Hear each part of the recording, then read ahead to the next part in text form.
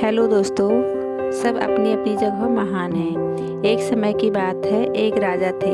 जो भी सन्यासी उनके दरबार में आते वे उनसे पूछते थे कौन महान है, जो घर बार छोड़कर सन्यासी हो गया या जो संसार में रहकर अपने गृहस्थाश्रम के कर्तव्यों को पालन करता है। कई विद्वानों ने उन्हें उत्तर देने का प्रयत्न किया, पर वे किसी से संतुष्ट न हुए। कोई सन्यासी को महान बताता और कोई गृहस्थाश्रम का पालन करने वाले को महान बताता, पर राजा तो उसका प्राण चाहते थे, उसका प्रमाण चाहते थे। जब वे उन्हें संतुष्ट न कर पाते तो राजा उन्हें दंड देते। अंत में एक सन्यासी उनके दरबार में आए, जो बड़े ही सौम्य एवं निर्भीक प्रतीत होते थे। उन्होंने कहा, राजन, मैं आपके प्रश्न का उत्तर देने के लिए उपस्थित हूँ। सहसा सारे दरबार में निस्तंभा छा गई और सब दरबारी शांत होकर कौतूहल पूर्वक उत्तर की अपेक्षा करने लगे। राजा कुछ देर मौन रहे, फिर धीरे से स्पष्ट शब्दों में बोले, मुनिवर, क्या आप मेरी शर्त जानते हैं? यदि आप प्रमाणित करने में असफल हुए तो आपको सजा दी जाएगी।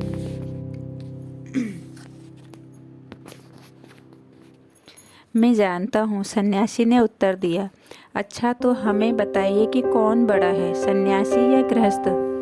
राजन, दोनों ही अपनी अपनी जगह महान हैं। कृपया इसे सिद्ध कीजिए। मैं इसे सिद्ध कर सकता हूँ, पर आपको कुछ दिन मेरे साथ रहना पड़ेगा। राजा सहमत हो गए और तुरंत सन्यासी के पीछे पीछे अपना राज्य छोड़कर चल दिए और चलते चलते कई राज्यों से गुजरे तथा अंत में किसी राज्य की राजधानी में पहुँचे। वहाँ उन्हें ढोल नगाड़े की ध्वनि सुनाई दी और साथ ही साथ लोगों की आवाज़ सुनाई दी। लोग सड़कों पर कीमती वस्त्र पहने इकट्ठे हुए थे और कोई महत्वपूर्ण घोषणा की जा रही थी। राजा और सन्यासी वहाँ रुककर वहाँ की कार्रवाई को बड़े ध्यान से देखने लगे। यह घोषणा की जा रही थी कि राज्य की राजकुमारी की स्वयंवर सभा होने जा रही है।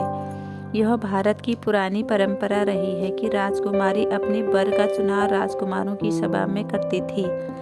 राजकुमारी को एक डोली में बैठाकर सभा मंडप में चारों ओर से ले जाया जाता था।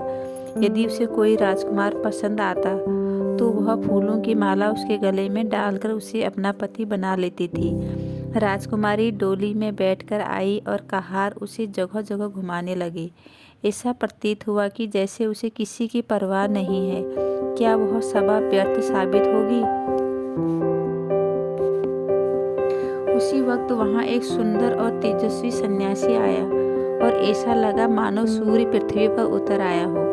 वह उस सभा में एक कोने में चुपचाप खड़ा होकर वहां की गतिविधियों को देखने लगा। जब राजकुमारी की डोली उसके सामने आई, उसे देखते ही राजकुमारी ने वरमाला उसके गले में डाल दी। पहले तो सन्यासी कुछ शक पकाया, फिर उस माला को गले से निकालकर फेंकते हुए कहा, यह क्या बेवकूफ़ी है?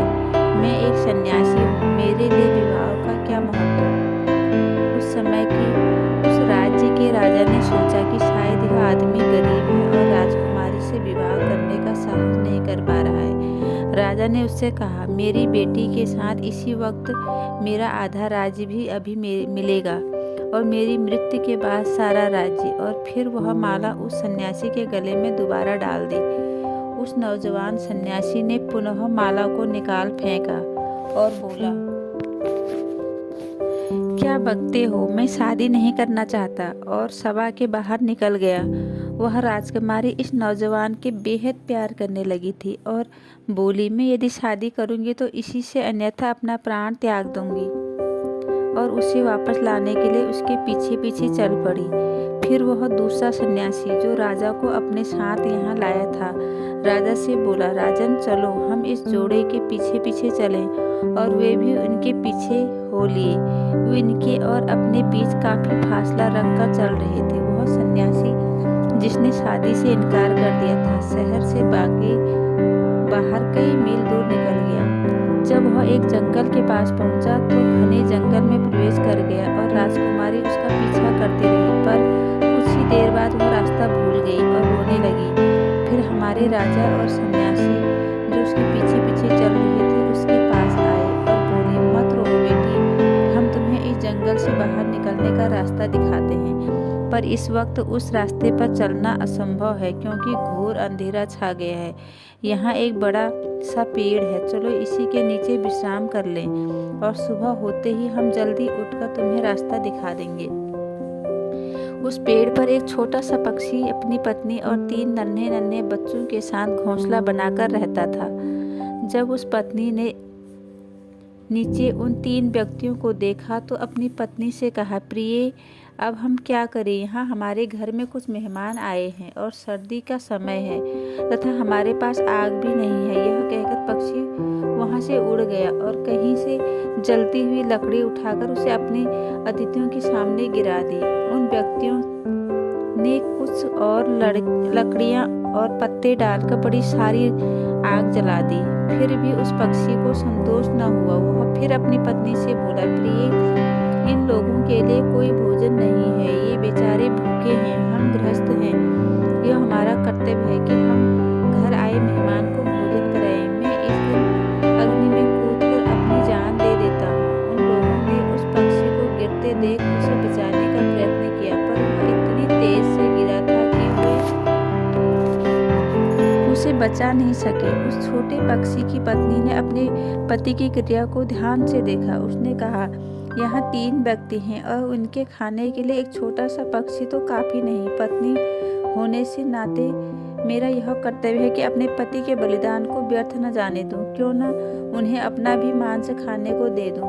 ऐसा कहकर उसने भी अग्नि में कूदकर अपनी जान दे दी। फिर उस 3 छोटे छोटे बच्चों ने सारी हरकतें देखी और सोचा कि अब भी उन 3 व्यक्तियों के लिए पर्याप्त भोजन नहीं है, तो एक दूसरे से बोले, हमारे माता पिता ने जितना उनसे बना किया पर फिर भी कम पड़ गया। हमारा यह कर्तव्य है कि हम अपने माता पिता के पद चिन्हों पर चलें। चलो हम भी अपना बलिदान कर दें। फिर उन बहादुर नन्हे पक्षियों ने अग्नि में छलांग लगा दी। वह लोग यह सब कुछ देखकर स्तंभित हुए और वे उन पक्षियों के मांस को न खा सके। उन्होंने भूखे ही रात बिताई और सुबह होते ही राजा और सन्यासी ने राजकुमारी को रास्ता दिखाया और वह वापस अपने पिता के घर लौट गई। फिर वह सन्यासी राजा से बोला, राजन, तुम्हें अपने प्रश्न का उत्तर मिल गया। मैंने तुमसे कहा था और तुमने देख भी लिया कि हर एक अपनी अपनी जगह महान है। यदि तुम गृहस्थ होना चाहते हो तो उन पक्षियों की तरह दूसरों के लिए अपने जीवन का बलिदान देने के लिए तैयार रहो, और तुम यदि निवृत्त का मार्ग चाहते हो तो उस सन्यासी की तरह सौंदर्य, पैसा, ऐश्वर्य इत्यादि से अपना मुंह मोड़ लो। प्रत्येक आदमी अपने स्थान में बड़ा है, लेकिन एक का कर्तव्य दूसरे का कर्तव्य नहीं।